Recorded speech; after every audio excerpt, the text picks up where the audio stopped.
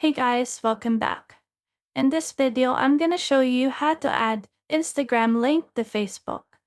Let's get started. Firstly, open up your Instagram app and go to your profile by clicking at your profile icon at the bottom right corner of your screen. Then click Share Profile and then click Copy Link. Your Instagram profile is now copied to your clipboard, so what we have to do now is to go to our Facebook account. So open up your Facebook app and go to your profile and then select Edit Profile. And then scroll to the bottom and you'll see links and click Add.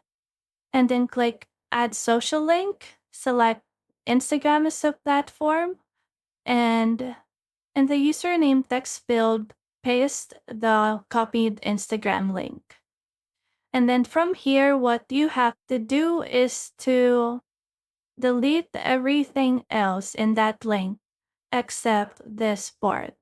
Click Save at the top right corner of your screen.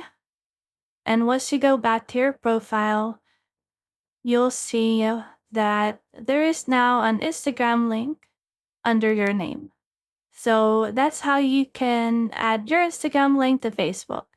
If you have found this video helpful, simply leave a like below or subscribe because it helps me reach more people. See you soon!